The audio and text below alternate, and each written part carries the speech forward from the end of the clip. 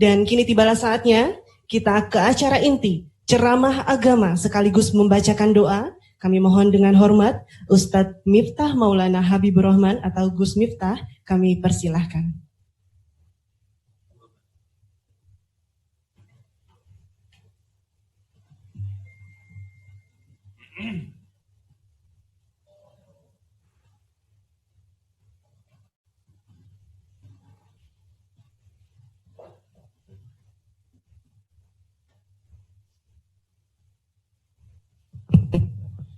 Assalamualaikum warahmatullahi wabarakatuh. Selamat pagi, salam sejahtera untuk kita semuanya. Om Swastiastu, Namo Buddhaya, salam kebajikan. Hamdan wa syukranillah, salatu wassalamu ala rasulillah, la haula wa la quwata illa billah, amma ba'd.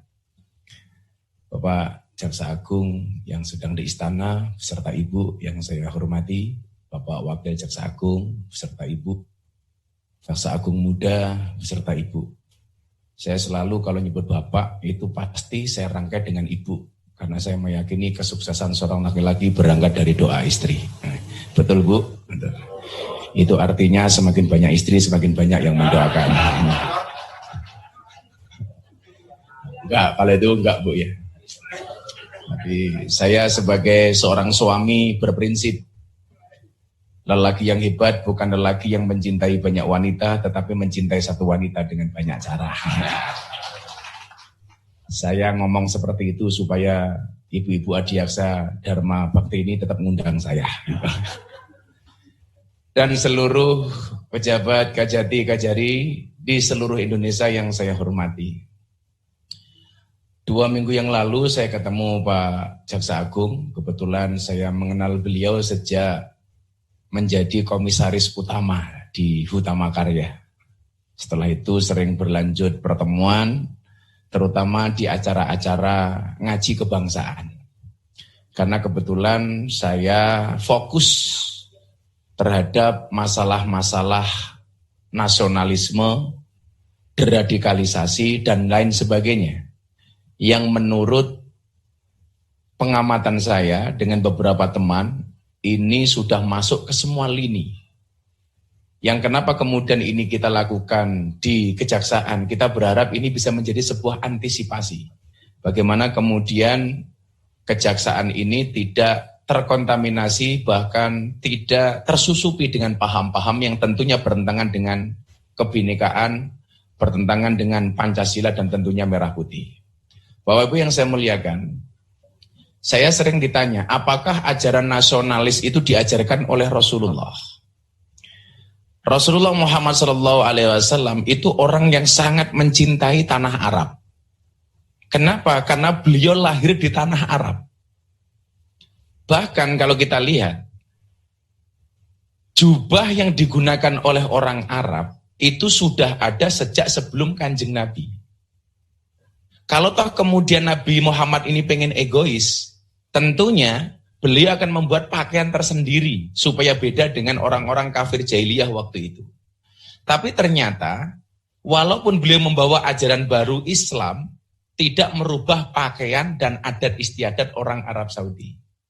Maka kalau kemudian saya ditanya, apakah orang Indonesia juga harus ikut-ikutan pakai jubah seperti orang Arab? Tentunya jawabannya tidak. Kenapa Rasulullah menggunakan jubah seperti yang digunakan Abu Jahal, Abu Lahab, dan lain sebagainya? Karena Rasulullah mencintai karakteristik dan budaya bangsa Arab. Maka ketika kita masuk ke Indonesia, ya kita tentunya harus mencintai produk dan budaya bangsa Indonesia. Maka Bung Karno pernah mengatakan, jadilah orang Hindu tapi jangan jadi orang India. Jadilah orang Katolik tapi jangan jadi orang Roma. Dan jadilah orang Islam tapi jangan jadi orang Saudi Arabia. Artinya apa? Nilai ajaran agamanya kita pakai, tetapi budayanya tidak harus sama. Maka lucu ketika saya kemudian pakai belangkon, saya diprotes Pak Untung. Wah Kiai kok pakai belangkon? Nah, saya bilang, salahnya belangkon saya apa? Aku tuku belangkon ya duit-duit saya sendiri. Ya kan, sing tak wadahi ndas-ndasku dhewe gitu. Orang kemudian tidak bisa membedakan mana agama, mana budaya. Coba kalau saya tanya sama Bapak Ibu, mohon maaf yang hadir di sini dan seluruh kawan-kawan di Indonesia, sahabat-sahabat di Indonesia. bedakan budaya dengan agama. Perintah Al-Qur'annya tutup aurat. Tutup aurat, ini pun masih debatable. Maka ketika kemudian anaknya Profesor Dr. Quraish Shihab, Mbak Najwa Shihab, tidak pakai jilbab, kemudian banyak diprotes. Lucunya apa? Profesor Dr. Quraish Shihab itu profesor Al-Quran, doktor Al-Quran. Dan yang memprotes beliau orang yang tidak bisa membaca Al-Quran. Orang-orang tidak bisa membedakan mana budaya, mana agama. Perintah Al-Quran tutup aurat. Maka cara nutup aurat itu adalah budaya. Nutup auratnya, perintah nutup aurat itu agama, cara nutupnya itu budaya. Begitu orang Arab, tutup auratmu. Bagaimana orang Arab menutup aurat? Dengan menggunakan jubah. Bagaimana dengan cara orang Indonesia menutup aurat? Apakah harus menggunakan jubah? Tentunya tidak. Yang lucu Pak Untung, mohon maaf. Tukang becak, sok ke Arab-Araban. Saya harus sama dengan Rasulullah. Maka saya narik becak harus pakai jubah. Ya mohon maaf, kalau narik becak pakai jubah ya narik remnya bisa salah Pak. Karena becak itu remnya di bawah sadel Pak. Itulah. Kalau pakai jubah nggak berhenti-berhenti Bu. Ini tentunya pemahaman yang salah. Songkok yang bapak-bapak jaksa ini pakai, ini bukan ajaran agama, tapi ini budaya. Maka namanya songkok nasional, bukan songkok Islam. Maka orang-orang non-Islam itu juga berhak menggunakan songkok, menggunakan kopiah. Karena ini adalah identitas budaya bangsa Indonesia. Demikian juga dengan belangkon. Maka pemahaman seperti ini Bapak Ibu, ini menjadi mahal. Karena gara-gara ini kemudian yang diadopsi tidak hanya agamanya tapi juga budayanya. Disinilah kemudian muncul istilah Islam Nusantara. Islam dengan karakteristik bangsa Indonesia. Begitu masuk Indonesia, boleh pakai sarung, boleh pakai celana, boleh pakai baju. Orang lucu lagi, ini identitas orang Islam itu baju koko. Menurut saya baju koko itu bukan baju muslim Bu. Namanya saja koko. Ini baju Cina. Baju koko. Kalau ini baju muslim barangkali namanya baju gos-gos Bu. Tapi ini namanya baju koko. Ini pemahaman yang sebenarnya sangat sederhana, tetapi banyak orang kemudian melupakan. Disinilah kemudian kenapa Bapak Ibu, saya membuat pondok pesantren itu di lingkungan orang Nasrani. Kampung saya itu 60% Nasrani, Katolik dan Kristen. 40%-nya Islam dan hampir 100% Muhammadiyah. Padahal saya terlahir sebagai orang NU. Kenapa kemudian saya waktu itu membeli tanah di sini atas izin masyarakat Nasrani? Saya pengen membuktikan, ini loh gambaran bangsa Indonesia. Yang seharusnya bangga dengan Pancasila, yang di dalamnya kita bisa berbineka tunggal ika. Berbeda-beda tetapi tetap satu jua. Tetangga selatan saya itu Pak, itu pengurus gereja. Utara saya itu kuburan. Maka seumur hidup saya tidak pernah bertengkar dengan tetangga utara saya. Kuburan Pak. Dan ternyata hubungan di antara kami luar biasa. Maka sampai ketua MPR datang ke pondok saya, Panglima TNI waktu itu Pak Gatot Nurmantio datang ke pondok saya, Bapak Kapolri Badrun Haiti datang ke pondok saya. Yang kemarin rencana akhir tahun pondok pesantren Bapak Burhanuddin juga mau datang, kebetulan ketendang COVID ini. Mereka semuanya mengatakan apa? Ini loh, gambaran kampung Pancasila. Bagaimana kemudian saya memanage keharmonisan di dalam beragama di dalam sekitar ruangan pondok saya, Bu. Kalau ada orang Nasrani merayakan Natal, orang Islam itu semuanya masak, Bu. Hidangan makanan ini kemudian dibagikan ke seluruh warga kampung, baik yang Islam maupun non-Islam.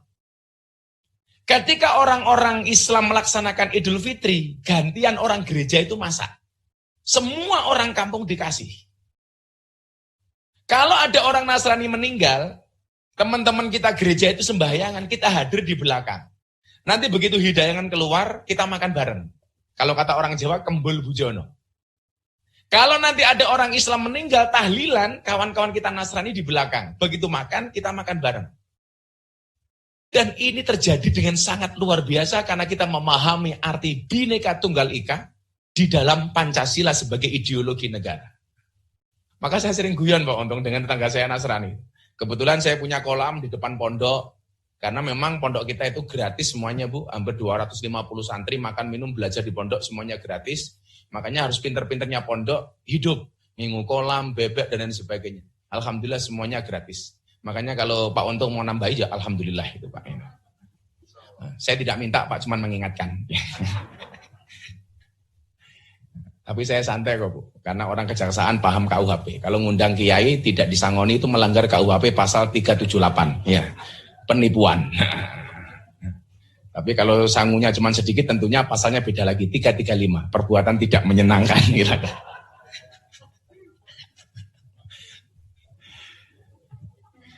Saya di depan pondok itu ada kolam.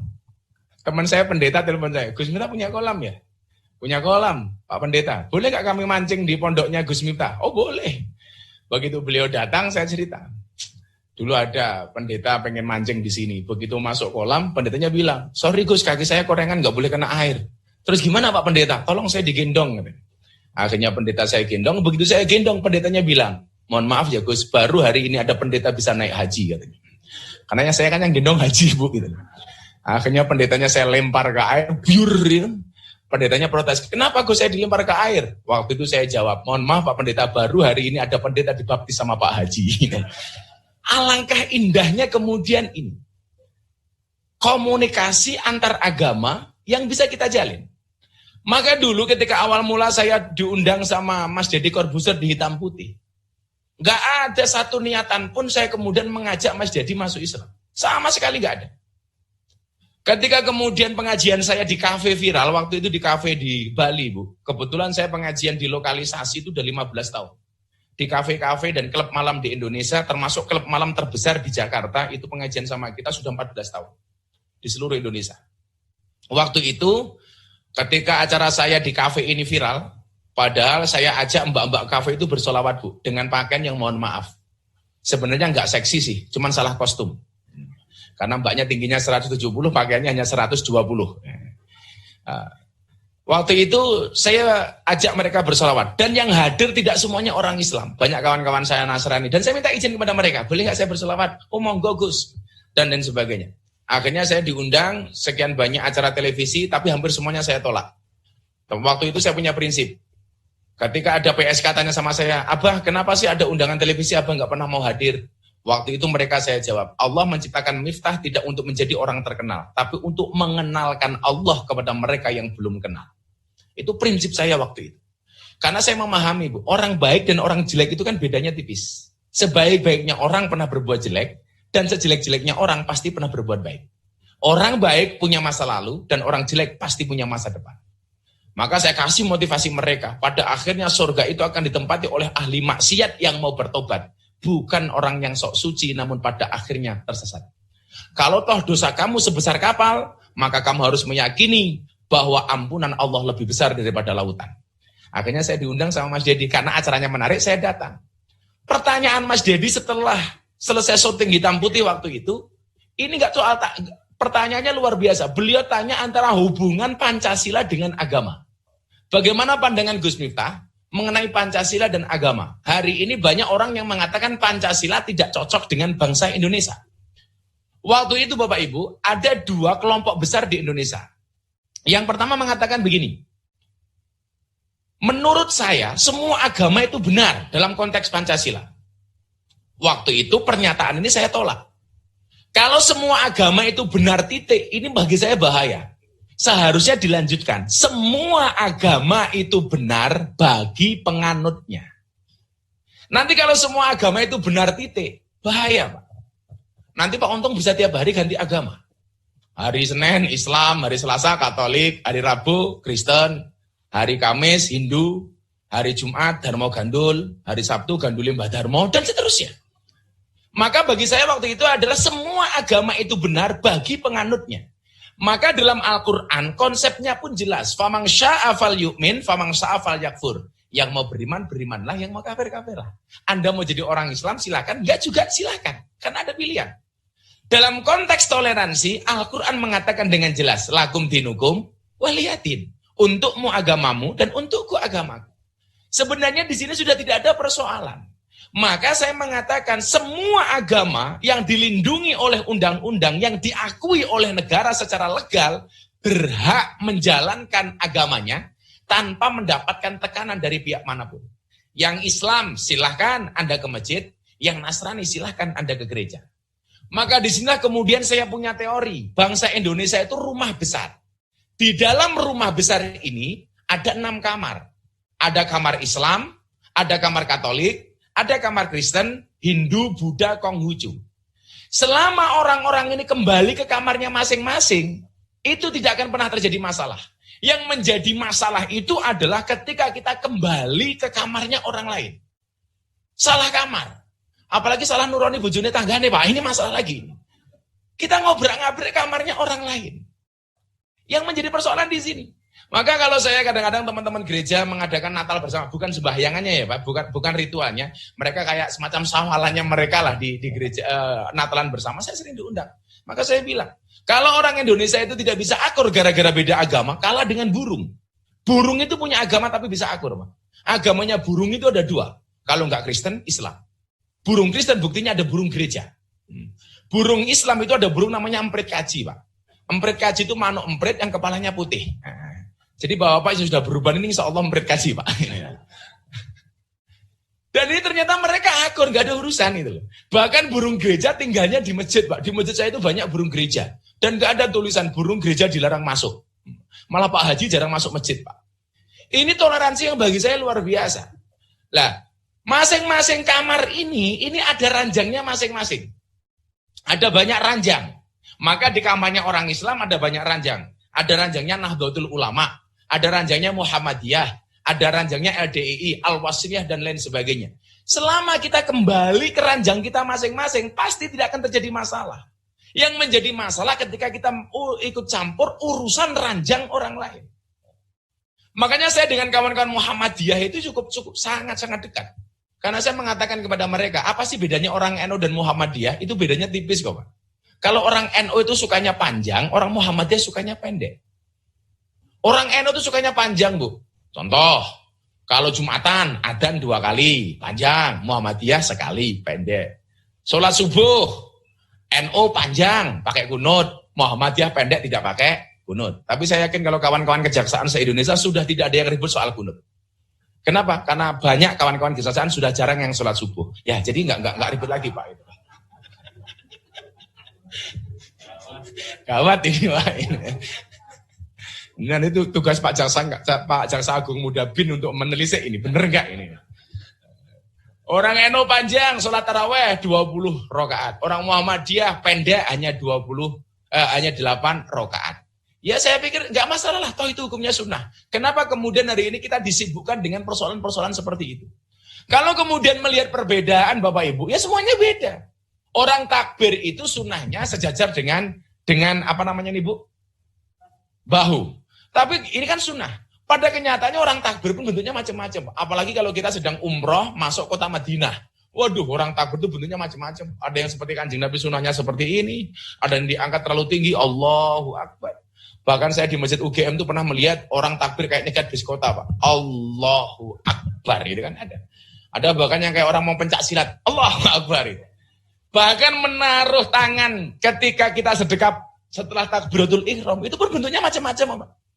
Ada yang Allahu Akbar, karena sunahnya Kanjeng Nabi tangan kanan memegang tangan kiri di atas di bawah dada, di atas pusat. Tapi coba Bapak Ibu lihat kenyataannya. Banyak perbedaan-perbedaan yang ada. Ada yang Allahu Akbar. Ada yang sholat subuh kedinginan, Allahu Akbar. Ada yang bulan puasa perutnya lapar, Allahu Akbar. Ini biasanya ibu-ibu. Bentuknya macam-macam. Dan semua perbedaan itu ternyata ada dalilnya. Contoh persoalan kunut, NU dan Muhammadiyah. Kenapa orang NU pakai kunut, Muhammadiyah tidak pakai kunut? Bagi saya, nggak pakai kunut itu juga keren. Walaupun saya menggunakan kunut. Kenapa? Karena nggak pakai kunut itu juga ada dasarnya. Kalau kemudian kawan-kawan di kejaksaan setiap kali melangkah harus menggunakan KUHP, sama, ajaran agama juga ada dalil hadisnya. Imam 4 yang kita kenal di dalam 4 madhab, Imam Syafi'i, Hanafi, Maliki, Hambali, itu 2 imam menggunakan kunut, 2 imam tidak menggunakan kunut. Imam Syafi'i sama Maliki kunutan, Hambali dan Hanafi tidak kunutan. Satu saat ketika santrinya Imam Hambali mengatakan kepada Imam Hambali, Pak Kiai, saya kemarin sholat subuh, imamnya nggak pakai kunut, imamnya kunutan. Padahal saya makmum kepada engkau yang pakai kunut. Apa jawaban Imam Hambali? Makmum itu ikut imam. Selama imamnya pakai kunut, maka kamu sebagai makmum harus ikut-ikutan menggunakan kunut. Ini yang mengatakan siapa? Mbahnya yang nggak pakai kunut. Yang lucu lagi, mohon maaf bapak-bapak, orang tahiyat itu loh, kalau Anda lihat, asyhadu alla ilaha illallah, itu bentuknya macam-macam, Bu. Dan ternyata imam yang 4 itu semuanya beda, Pak. Kalau Imam Syafi'i, asyhadu alla ilaha illallah, sampai selesai, fil alamina innaka hamidum majid, baru ditutup plek. Kalau Imam Hanafi, itu beda lagi. Asyhadu alla ilaha illallah. Sekali itu apa? La nafi bergerak ke atas, Allah isbat ke bawah. Asyhadu alla ilaha illallah. Cuman sekali itu. Kalau Imam Hambali, setiap kali ketemu kalimat Allah, tangannya jerit-jerit, Pak. At-tahiyatul mubarakatuh, salawatut thayyibatillah, assalamualaikum ayyuhan nabi wa rahmatullah, assalamualaikum warahmatullah. Allah begini. Kalau Imam Maliki dari awal sampai akhir tangannya gerak, nggak berhenti-berhenti. At-tahiyatul mubarakatuh, salawatut thayyibatillah. Dan ternyata semuanya benar. Kalau saya bagaimana? Kalau Gus Miftah pakai Imam Syafi'i, asyhadu alla ilaha illallah, sampai fil alamina innaka hamidum majid. Kalau Anda mau pakai begini-begini kayak Hanafi, boleh. Pak Untung mau begini-begini kayak Imam Hambali, boleh. Pak Jaksa Agung Muda mau begini-begini kayak Maliki, boleh. Ya nggak boleh bagaimana Bapak Ibu? Begini-begini lah, ini nggak boleh ini Pak. Kacau kalau begini nanti tahiyatnya. Lah toleransi yang diajarkan oleh Rasulullah itu begitu luar biasa. Satu ketika Rasulullah Muhammad SAW diperintahkan oleh Allah untuk berhijrah dari Mekah ke Madinah. Ini hari ini saya agak repot ya, terutama kepada ibu-ibu. Sekarang itu orang gampang banget menggunakan istilah hijrah. Istilah hijrah. Bagi saya kalau orang kemudian dia tadinya banyak berdosa, kemudian dia bertobat, ya bagi saya bukan apa-apa istilahnya, bertobat saja itu. Dulu saya melakukan kejelekan, saya sekarang melakukan kebaikan, saya meninggalkan semua keburukan, ya taubat. Karena taubat itu membahasanya Kanjeng Nabi. Nah sekarang banyak yang salah tentang bahasa hijrah. Saya itu Bapak Ibu, kalau pengajian di lokalisasi Sarkem, di Pasar Kembang itu, dengan Mbak PSK, setiap 3 bulan sekali Bu, saya bagi sarjadah, mukena, sama Al-Quran. Saya bagi gitu. Satu saat, setelah 3 bulan sebelumnya saya bagi, 3 bulan kemudian saya absen. Mbak-mbak yang belum dapat mukena siapa? Saya Gus. Ternyata banyak banget. Bulan sebelumnya saya udah bagi 100, ini masih ada 100 lagi. Saya bilang, kok banyak banget yang belum dapat? Perasaan kemarin saya sudah bagi 100 mukena dan sajadah. Ini Bah, ini banyak yang hijrah. Hijrah dari mana? Dari Doli ke Sarkem. Ya Allah. Jadi Doli tutup, Pak Untung itu pindahnya ke Sarkem. Dengan menggunakan bahasa hijrah. Ya Allah, ini bagaimana? Pindah tempat. Dari Doli ke Sarkem. Tapi saya sarankan Pak Untung jangan ikut-ikutan saya pengajian di sana Pak. Karena itu pengajian paling menyenangkan sedunia. Ngajinya berpahala, matanya bervitamin. Jadi banyak bahasa yang salah menurut saya.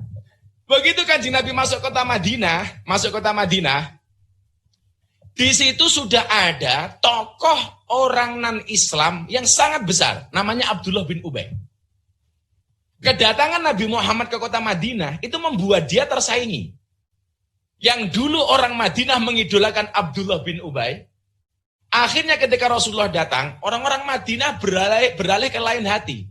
Mengidolakan Abdullah bin mengidolakan Kanjeng Nabi Muhammad SAW. Akhirnya Abdullah bin Ubay ini marah, Pak. Marah sampai kemudian memprovokasi orang Madinah. Dengan mengatakan apa? Samin kalbak yakulka. Gemukkanlah anjingmu, maka anjingmu akan memakanmu. Jadi Kanjeng Nabi itu pernah Pak dionek-oneknya seperti anjing oleh Abdullah bin Ubay. Dan Kanjeng Nabi relax, enjoy. Makanya hari ini kalau kita korup kejaksaan barangkali sering dibully orang, di medsos dan sebagainya, kita santai-santai saja lah. Barangkali toh tidak semua kritikan mereka itu benar, omongan mereka itu benar. Saya itu banyak kali Bapak Ibu tentang konsep saya berpancasila, tentang konsep saya Islam Nusantara, saya ngaji di kafe Pak, di Instagram, kebetulan follower saya lebih dari 1 juta. Itu komentarnya sangat-sangat menakutkan Bapak Ibu. Tapi saya santai. Ketika saya posting yang komentar katakanlah 100, yang ngasih like itu bisa sampai 2.000, bisa sampai 15.000, bisa sampai 100.000. Pertanyaan saya Bapak Ibu, kenapa jumlah like itu lebih banyak daripada jumlah komen? Jawabannya ternyata sederhana. Kenapa jumlah like lebih banyak daripada jumlah komen? Seberapa banyak pun orang yang membencimu dengan komentar-komentarnya, ingatlah di luar sana lebih banyak yang mencintaimu dari dalam hatinya. Oh, maka kenapa jumlah like lebih banyak daripada jumlah komen? Tapi kalau yang jomblo beda, Mas. Kenapa jumlah like lebih banyak daripada jumlah komen? Karena banyak orang cinta tetapi tidak berani mengatakannya. Iya. Bisa yang jomblo-jomblo lele, maneman lakmu sunat lele. Nikah. Allah itu menciptakan hambanya berpasang-pasangan. Allah menciptakan manusia berpasang-pasangan. Artinya kalau kamu tidak punya pasangan, jangan-jangan kamu bukan manusia, ya. Ini diprovokasi, Bapak-bapak. Jangan dekati Muhammad. Itu provokasi. Tetapi apa yang dilakukan oleh Rasulullah? Dia mendoakan Abdullah bin Ubay supaya mendapatkan hidayah. Padahal ini jelas orang-orang yang memusuhi kanjeng Nabi Muhammad SAW. Apakah Nabi Muhammad berhasil? Tidak. Dia tidak masuk Islam. Tetapi anaknya Abdullah bin Ubay itu masuk Islam. Sama halnya ketika kemudian saya berkawan dengan Mas Deddy Corbuzier.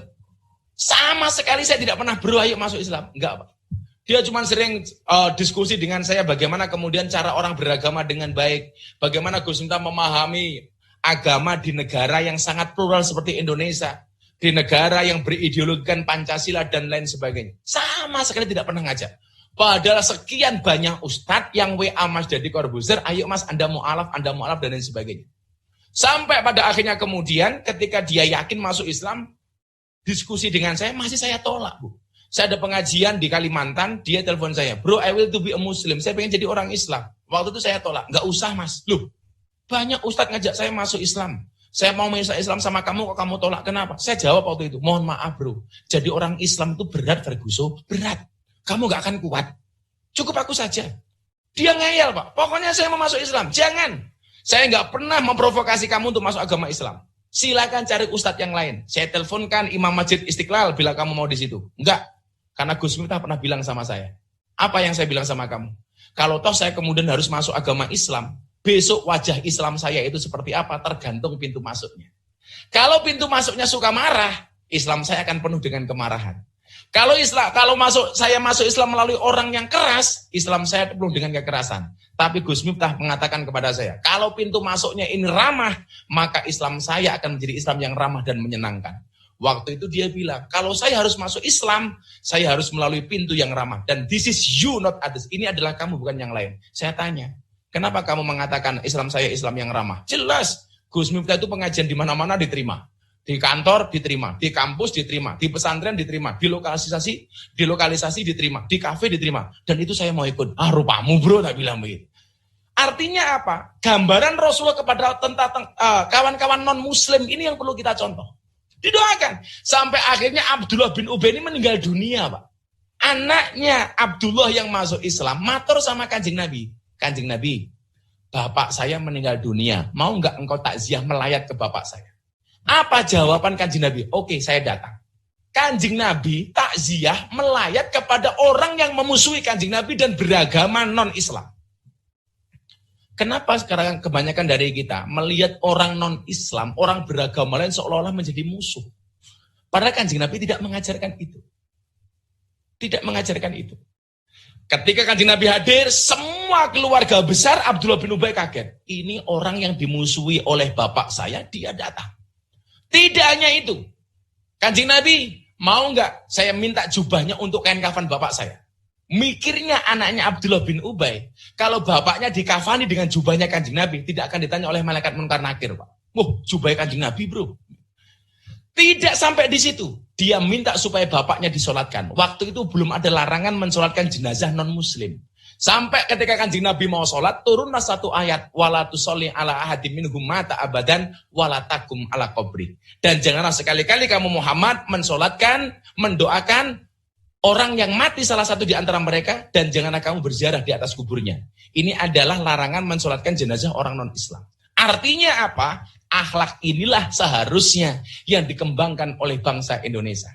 Jangan sampai kemudian perbedaan agama ini menjadikan kita bermusuh-musuhan. Toh mereka saudara kita. Maka awal dari pikiran-pikiran radikalis seperti ini sekarang muncul Pak di Indonesia. Menganggap agama kita yang paling benar itu hukumnya wajib. Tetapi bukan berarti kita diperbolehkan untuk menghina agama lain.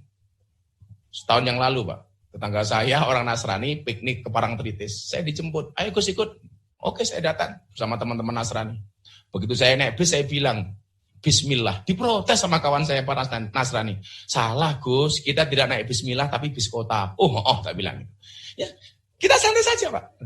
Begitu di jalan ada petir, dar. Teman saya pendeta bilang, haleluya, haleluya. Saya bilang, salah Pak Pendeta, itu bukan haleluya tapi halilintar. Oh iya betul gitu. Dan dialog seperti ini sebenarnya indah. Sampai kemudian saya turun dari bis kota ke Pantai Parangtritis, saya pakai sarung. Kebetulan saya lupa pakai celana dalam, sarung saya kena angin buka Pak. Wut gitu. Pendeta langsung bilang, wow.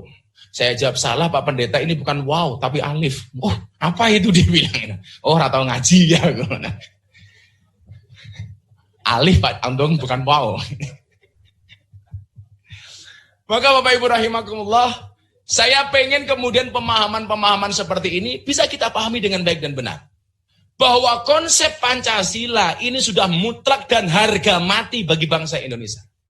Maka bagi siapapun yang tidak setuju dengan Pancasila, ya mohon maaf silakan tinggalkan Indonesia.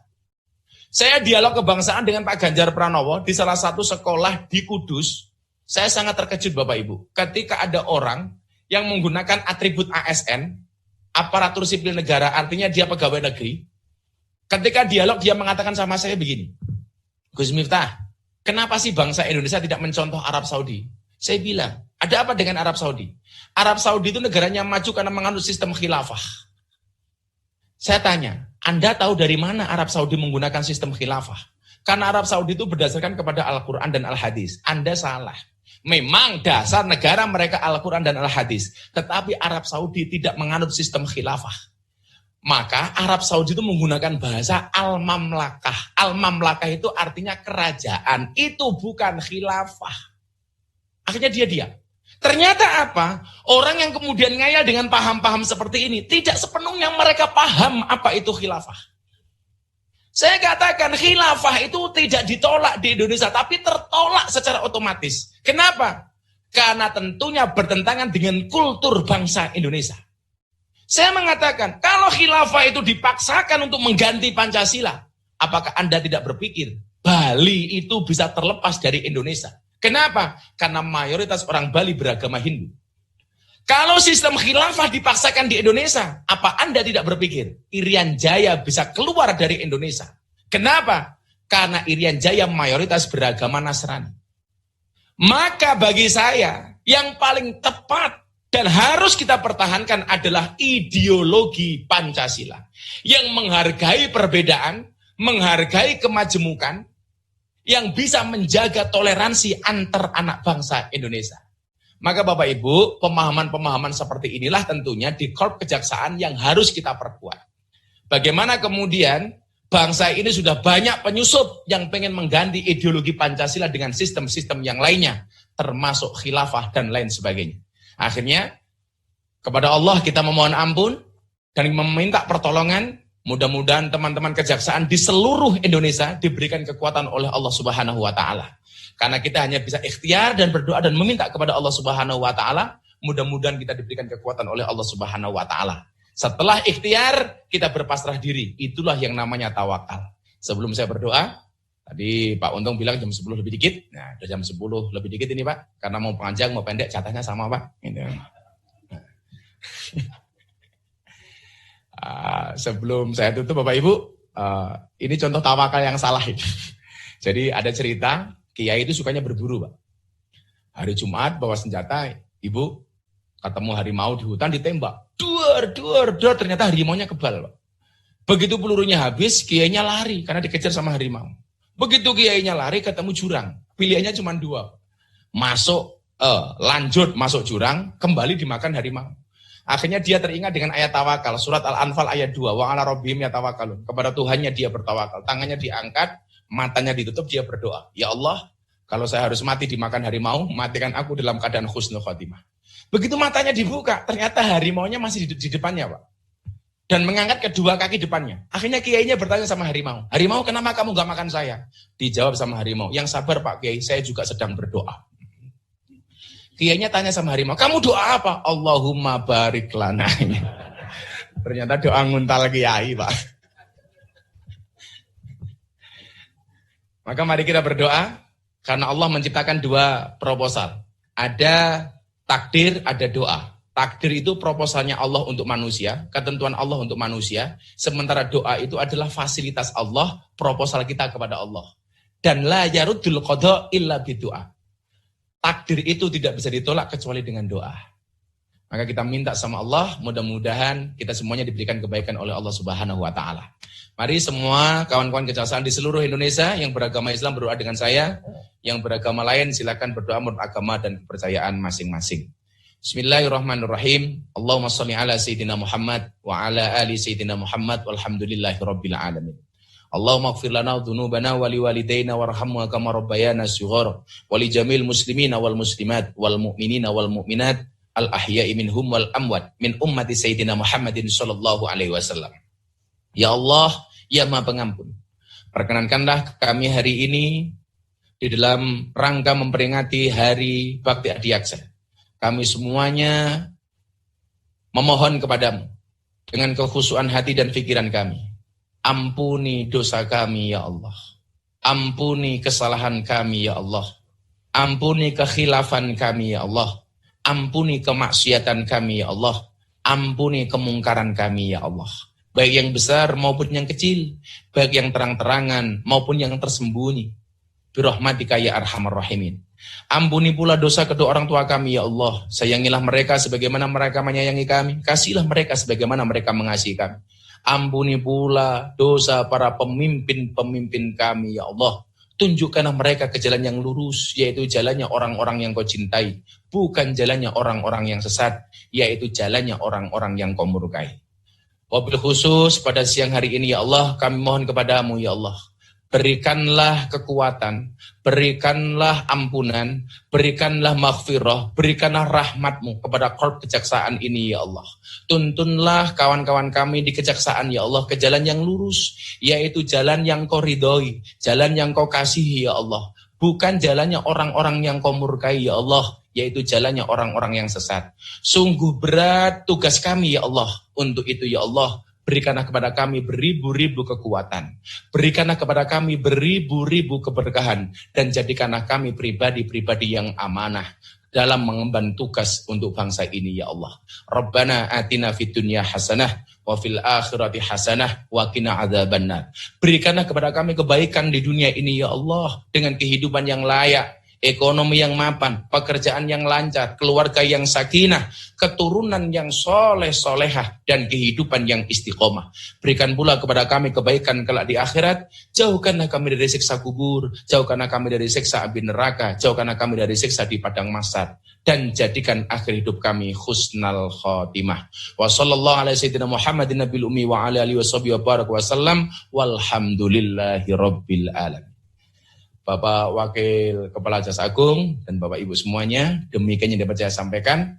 Apapun yang terjadi dengan bangsa ini, kita harus optimis. Saya selalu mengatakan, kenapa kaca mobil bagian depan itu lebih besar daripada kaca spion? Jawabannya adalah karena masa depan bangsa Indonesia jauh lebih besar daripada masa lalunya. Terima kasih. Assalamualaikum warahmatullahi wabarakatuh. Baik, mohon berkenan untuk Gus Miftah tetap berada di depan. Kita akan melakukan foto bersama. Untuk sesi pertama kami undang Wakil Jaksa Agung, Ibu Ketua Umum Ikatan Adiaksa Dharma Karini, Ibu Sruning Burhanuddin, Ibu Ketua Ikatan Adiaksa Dharma Karini Pusat, Ibu Deti Setia Untung Arimuladi. Untuk Ketua HBA, Bapak Jaksa Agung Muda Pembinaan beserta Ibu. Dan kami undang pengurus Ikatan Adiaksa Dharma Karini Pusat untuk melakukan sesi foto pertama.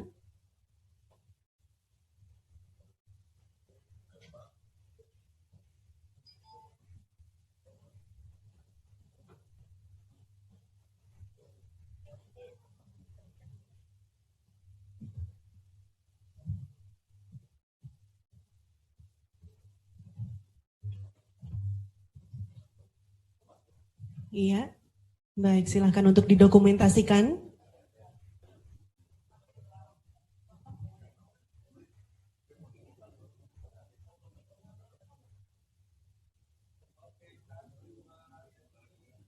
Iya.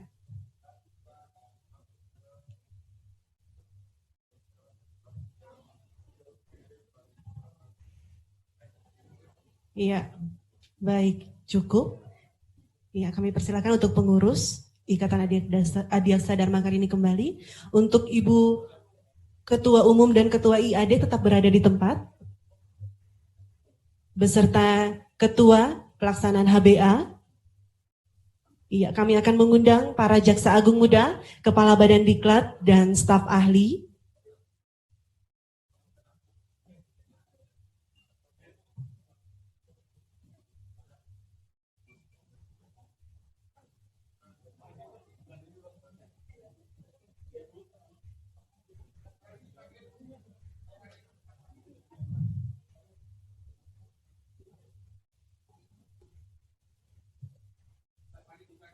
Iya, baik. Silakan untuk didokumentasikan.